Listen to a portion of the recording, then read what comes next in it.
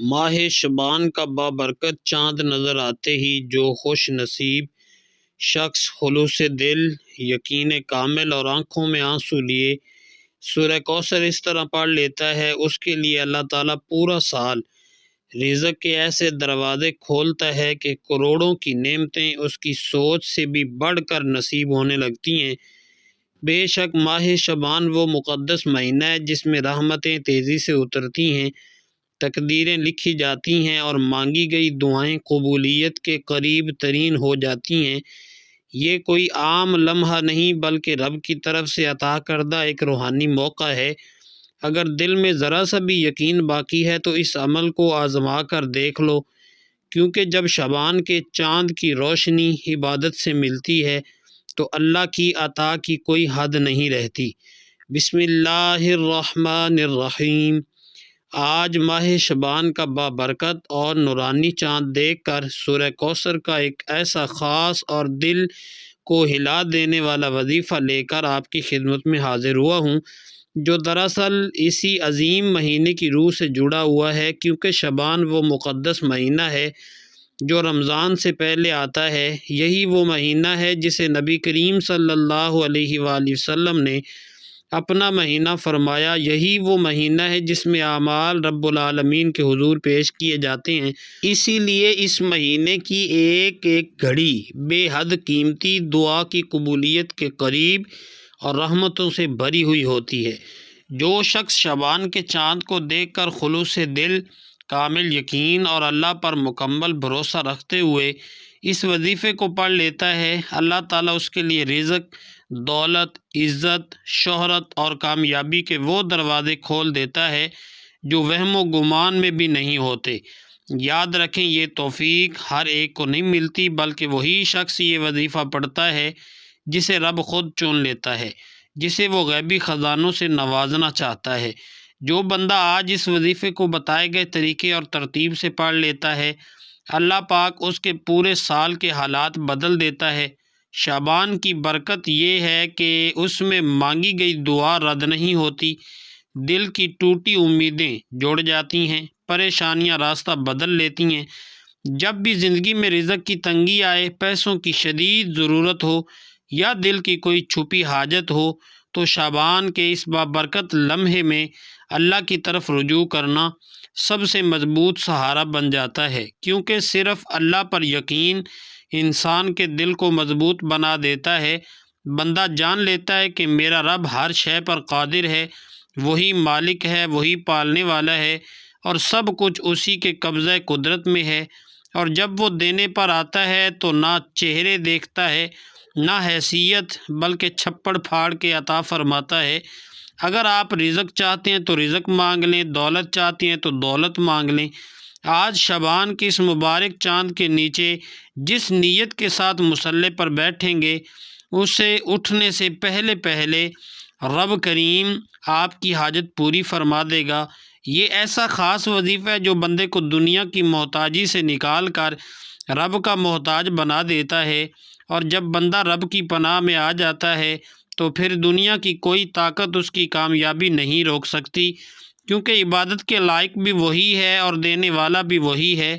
ہر بندہ اسی کا غلام ہے اور ہر ایک کو نوازنے والا بھی وہی رب ہے۔ تو کیوں نہ آج ماہ شعبان کی اس عظیم برکت میں اللہ رب العالمین سے نبی کریم صلی اللہ علیہ وآلہ وسلم کے وسیلہ جلیلہ سے مانگا جائے، اہل بیت کے وسیلے سے مانگا جائے، اس محبوب کے صدقے سے مانگا جائے جن کے سبب ساری کائنات بنی۔ یقین رکھیے، جب آپ یہ وسیلہ پیش کریں گے تو دعا رد نہیں ہوگی، حاجت نامراد نہیں رہے گی، بیڑے پار لگ جائیں گے اور تقدیر میں خیر ہی خیر لکھ دی جائے گی۔ یاد رکھیے، یہ وقت بار بار نہیں آتا۔ شعبان کا چاند اعلان کرتا ہے کہ مانگ لو، آج فیصلے کروانے کا دن ہے۔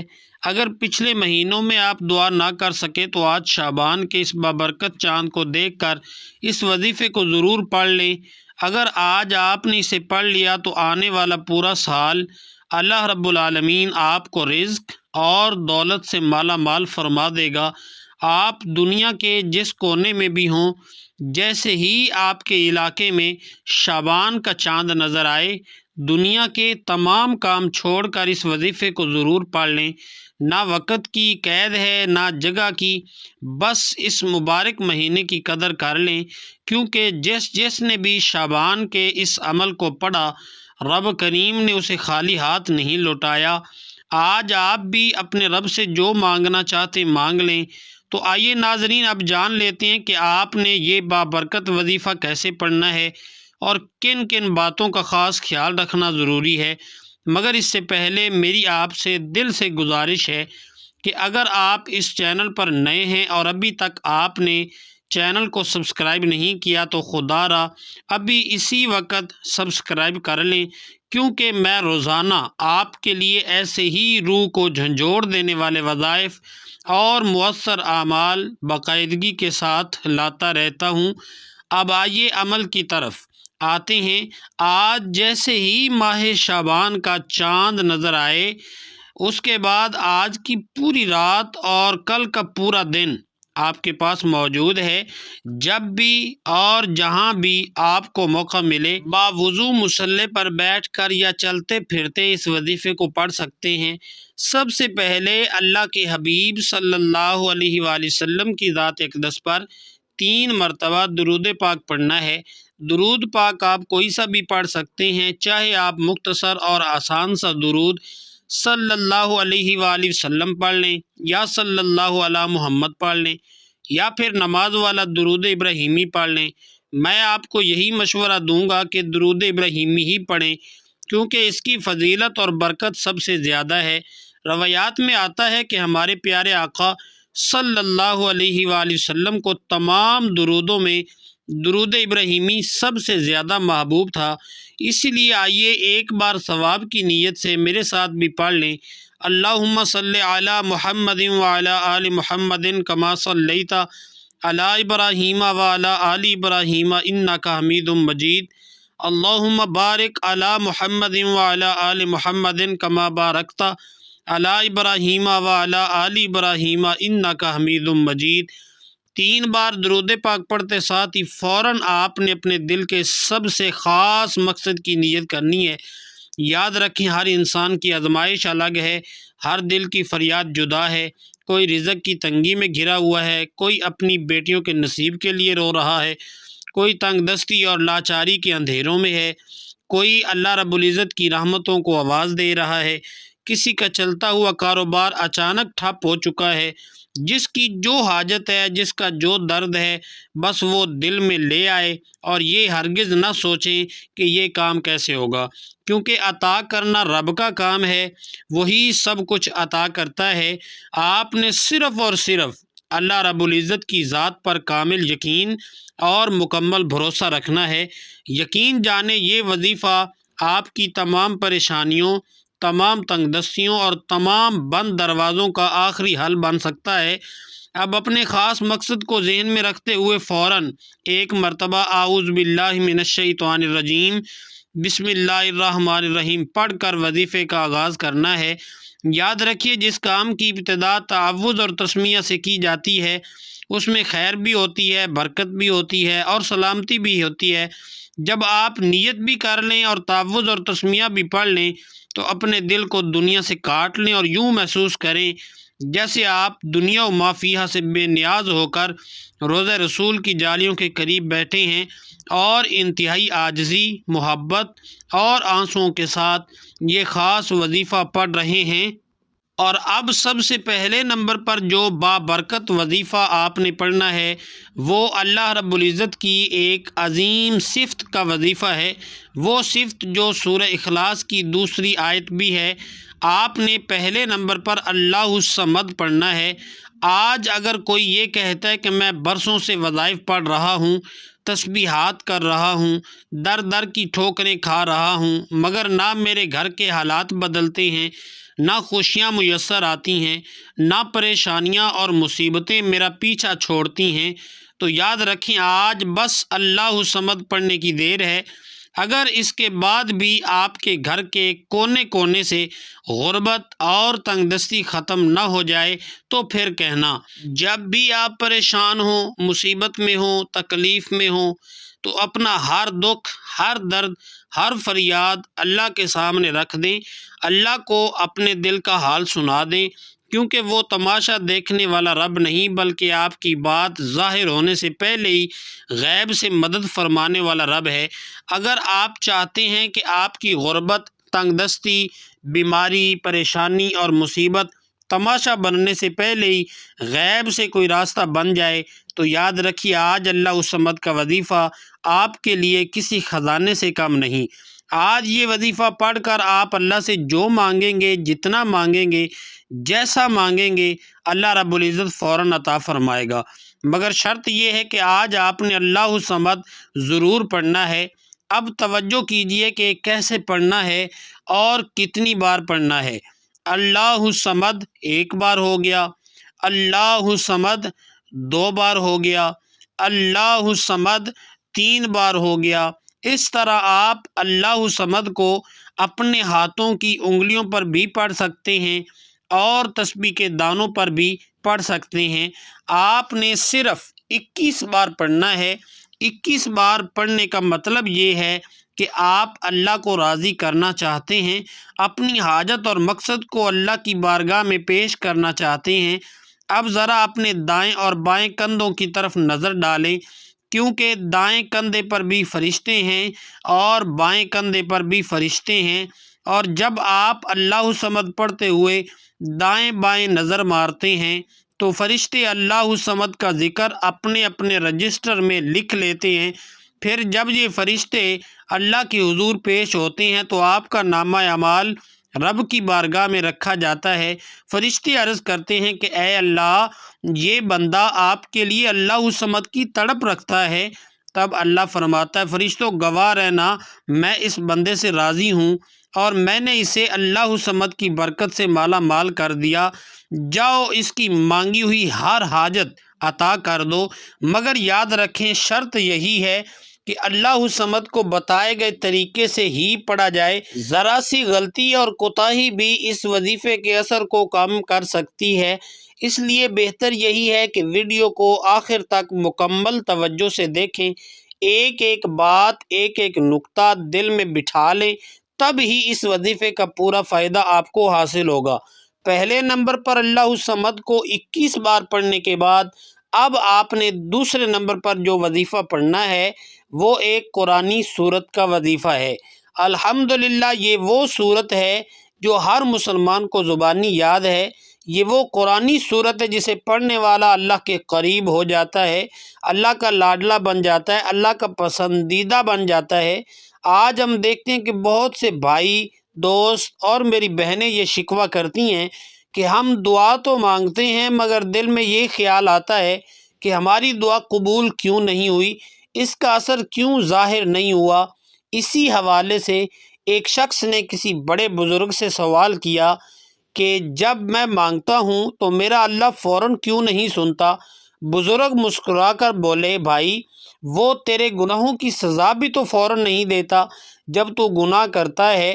ناظرین، یہ کتنی گہری اور پیاری بات ہے۔ جو لوگ مشکل وقت میں بے صبرے ہو جاتے ہیں، جلد بازی کرتے ہیں، وہ اس بات کو ہمیشہ یاد رکھیں کہ جب ہم سے گناہ سرزد ہوتے ہیں تو اللہ تعالیٰ فوراً ہمیں پکڑ نہیں لیتا۔ اسی طرح جب ہم دعائیں مانگتے ہیں تو اللہ صبر کو پسند کرتا ہے۔ جب بھی دعا مانگو، جب بھی کوئی وظیفہ پڑھو تو اللہ سے صبر، یقین اور عاجزی کے ساتھ مانگو۔ اللہ کسی دعا کو رد نہیں کرتا، وہ دعا کو قبول بھی فرماتا ہے اور وہ بندے کو خزانوں کا مالک بھی بناتا ہے، مگر پہلے وہی فیصلہ کرتا ہے جو بندے کے حق میں بہتر ہوتا ہے۔ جب کوئی بندہ سورہ کوثر پڑھتا ہے، اللہ کا ذکر کرتا ہے تو وہ اللہ کا لاڈلا بن جاتا ہے اور اللہ اپنی وحدانیت کے صدقے اسے رزق اور دولت سے مالا مال فرما دیتا ہے۔ آج سورہ کوثر کا یہ خاص وظیفہ آپ کی تقدیر بدلنے والا ہے، نصیب کے بند تالے کھولنے والا ہے۔ ایسا معجزہ ہوگا کہ آپ اپنی آنکھوں سے دیکھیں گے کہ اللہ رب العزت نے کس طرح آپ کے گھر میں خوشحالی اتار دی۔ اب سورہ کوثر کی تلاوت سماعت فرما لیں۔ بسم اللہ الرحمن الرحیم، انا اعطیناک الکوثر فصل لربک وانحر ان شانئک ھو الابتر۔ آپ سورہ کوثر کو ہاتھوں کی انگلیوں پر بھی پڑھ سکتے ہیں اور تسبیح کے دانوں پر بھی پڑھ سکتے ہیں۔ آپ نے صرف 29 بار پڑھنی ہے۔ بتانے کا مقصد یہی ہوتا ہے کہ یہ ایک مستند اور خاص عمل ہے، جیسا بتایا گیا ہے ویسا ہی پڑھنا ہے۔ اس میں کسی قسم کی کمی بیشی یا رد و بدل کی اجازت نہیں، اور چھوٹے وظائف کا فائدہ یہی ہوتا ہے کہ انسان تھوڑا پڑھتا ہے مگر دل جمعی، یقین کامل اور توجہ کے ساتھ پڑھتا ہے۔ بعض اوقات بڑے بڑے وظائف میں انسان کی توجہ ہٹ جاتی ہے، دل حاضر نہیں رہتا، اس لیے تھوڑا پڑھیں مگر رب سے اتنا مانگیں کہ رب کریم آپ کو خزانوں کا مالک بنا دے، آپ کے گھر کے حالات بدل دے، آپ کی بے سکونی اور بے برکتی کا ہمیشہ کے لیے خاتمہ فرما دے۔ اصل مقصد رب کو راضی کرنا ہے۔ سورہ کوثر کو کیسے اور کتنی بار پڑھنا ہے وہ میں نے آپ کو واضح طور پر بتا دیا ہے۔ اب تیسرے نمبر پر جو وظیفہ آپ نے پڑھنا ہے وہ اللہ رب العزت کے 2 ناموں یا کریموں اور یا اللہ کا وظیفہ ہے۔ ایک اللہ تعالیٰ کا ذاتی نام ہے اور دوسرا صفاتی نام۔ یا کریموں کا مطلب ہے کرم کرنے والے، اور یا اللہ کا مطلب ہے اے میرے معبود۔ جب بندہ یہ نام دل کی گہرائی کے ساتھ پڑھتا ہے تو اللہ پاک کے قریب سے قریب تر ہوتا جاتا ہے۔ یہ دل اور روح کو سکون اور نور بخشتا ہے۔ اب دیکھیں کہ آپ نے اسے کیسے پڑھنا ہے اور کتنی بار پڑھنا ہے، توجہ فرمائیں۔ یا کریمو یا اللہ 1 بار ہو گیا، یا کریمو یا اللہ 2 بار ہو گیا، یا کریمو یا اللہ 3 بار ہو گیا۔ اس طرح آپ ہاتھوں کی انگلیوں پر پڑھ لیں یا تسبیح کے دانوں پر پڑھ لیں، آپ نے صرف 11 بار پڑھنا ہے۔ یاد رکھیے صرف 11 بار یا کریمو یا اللہ پڑھنے سے اگر اللہ پاک کی ایک ہی نظر کرم آپ پر ہو جائے تو آپ کی پوری زندگی کے لیے وہ نظر کافی ہے۔ اس چھوٹے سے وظیفے میں اتنی طاقت ہے کہ یہ آپ کے دل اور زندگی کو بدلنے کی قدرت رکھتا ہے۔ اگر آپ بھی اللہ پاک کی ایک نظر کرم چاہتے ہیں تو یہ 3 چھوٹے مگر بہت مؤثر وظائف لازمی پڑھیں۔ یقین رکھیں یہ آپ کی زندگی میں برکت، سکون اور آسانیاں پیدا کرنے کے لیے کافی ہیں۔ پہلے نمبر پر آپ نے اللہ الصمد کو 21 بار پڑھنا ہے، دوسرے نمبر پر سورہ کوثر کو صرف 29 بار پڑھنا ہے، اور اس کے بعد یا کریم یا اللہ کو 11 بار پڑھنا ہے۔ یہ تینوں چھوٹے چھوٹے وظائف اتنے آسان ہیں کہ آپ کے بمشکل 2 سے 3 منٹ لگیں گے اور آپ یہ وظیفہ مکمل کر لیں گے۔ اور جب آپ یہ تینوں اعمال بالکل بتائے گئے طریقے اور ترتیب کے مطابق پڑھ لیں تو آخر میں پھر 3 بار درود پاک پڑھیں جو آپ نے عمل کے شروع میں پڑھا تھا۔ اب آپ کا یہ بابرکت عمل مکمل ہو گیا ہے، اور جیسے ہی یہ وظیفہ مکمل ہو جائے فوراً اپنی حاجت اور نیت کے ساتھ دعا کریں، اللہ تعالیٰ سے اپنے گناہوں کی بخشش مانگیں، رو رو کر گڑ گڑا کر توبہ و استغفار کریں۔ اس وظیفے کی برکت سے آپ کے تمام کبیرہ اور صغیرہ گناہ معاف ہو جائیں گے۔